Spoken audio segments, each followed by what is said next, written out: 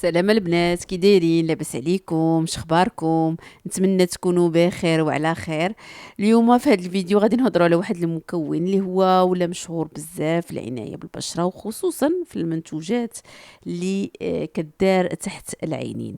اكيد سمعتوا على سانتيلا والمنتوجات ديالها، واليوم غادي نشوفوا هذا الكريم اللي كيحيد الهالات السوداء، اللي كيقولوا انه كيحيد التجاعيد، وانه كيرجع المنطقه ديال العين تحت العين صافيه ومشدوده. واش بصح ولا لا؟ هادشي كامل غادي نشوفوه معكم. واش فعلا هاد السنتله كدير هادشي كامل؟ اليوم غادي نشرح لكم كل شيء بطريقه بسيطه وواضحه.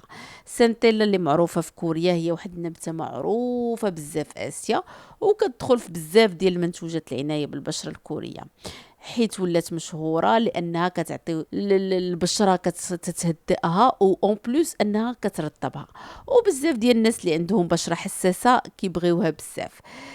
علاش كيستعملوها تحت من العينين؟ يعني لان كما كتعرفوا الجلده ديال تحت العينين هي رقيقه بزاف، واي جفاف وارهاق كيبان عليها بالزربه. عليها الناس كيقلبوا على شي مكونات اللي كتكون لطيفه وما كتهيش الجلده. وهنا كتجي سانتيلا، حيت كتساعد على تهدئه البشره، على الترطيب، على انها كتعطي واحد المظهر العينين زوين، وكتخفف من الاحساس بالجفاف. واش سانتيلا كتحيد الهالات السوداء؟ هاد السؤال كيتسولوا عليه بزاف بزاف. الجواب كيعتمد على سبب الهالات. ما نكذبوش ونقولوا ما داكشي اللي كنشوفوا في الاشهارات، على حسب الهالات اللي عندك. يعني كاين الهالات اللي كتجي من الصهير، اللي كتجي من الجفاف، اللي كتجي من الارهاق، وفي الترطيب والعنايه ممكن يتحسن المظهر ديالهم شويه. اما باش تحيد لك الهالات السوداء لا. اصلا بعض الهالات كتكون وراثيه، واخا ما عادش ديري ما كتحيدش. وكاين اللي كاين ان العروق الدمويه كتكون باينه، ولا التسبغات كتكون عميقه، فسانتيلا بوحدها ما غاديش تمحيها. هنا خاصنا نكونوا واقعيين مع راسنا. ونجيو للتجاعيد. واش هاد سانتيلا، هاد الكريم هذا كيحيد التجاعيد؟ كما كتعرفوا بان هاد الكريم ديال سانتيلا راه ماشي هو البوتوكس وماشي هو الفيلر، ولكن كاين اللي كيعجب الناس لانها كتعاون البشره باش كانها كتبقى مرتاحه ومرطبه. وملي البشره كتكون مرطبه مزيان، الخطوط الرفيعه كيبانوا قلال، ولكن راه ما كتحيدهمش. الجلد كيبان يعني رطب، والمنطقه د العينين كتبان انها مرتاحه. خصنا نعرفوا باننا نركزوا على المنطقه اللي تحت العين. علاش؟ لان الجلد كيكون رهيف، وخصنا نركزوا عليه بالترطيب. وما كاينش بصراحه من حسن من هذا الكريم هذا اللي كيرطبوا، خصوصا ملي كتكون منطقه العين انها كتنشف، كيبانوا الخطوط كتر، كيبان التعب، كيبان الوجه مرهق ملي كتكون هذيك المنطقه ناشفه. لا، خصنا نرطبوها. وهذا المنتوج ديال سانتيلا صراحه هو كيرطب هذيك المنطقه.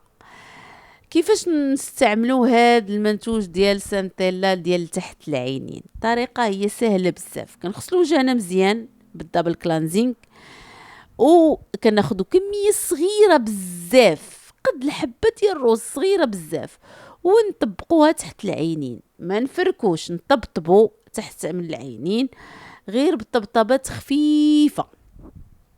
اخطاء اللي كيديروها بزاف ديال الناس هو انهم كيبقاو يفركوا تحت من عينيهم، وكيتسناو نتيجه سحريه في نهار وليله.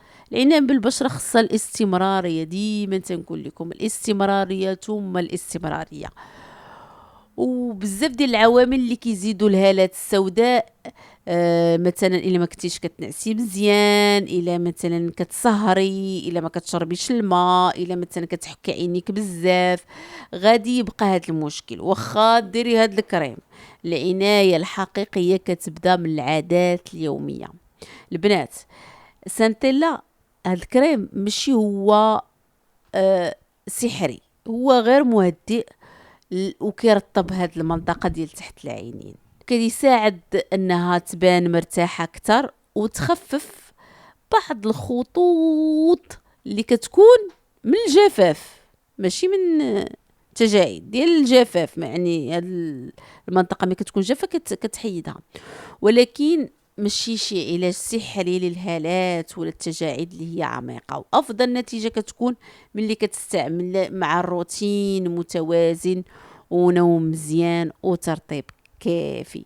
قولوا لي البنات في التعاليق واش سبق لكم جربتوا هذا المنتج ديال سانتيلا، وشنو كانت النتيجة ديالكم، وما تنساوش اللايك والاشتراك وفعلوا الجرس باش يوصلكم كل جديد في العناية بالبشرة والجمال. تهلاو فراسكم بزاف ونشوفكم فيديو جديد ان شاء الله.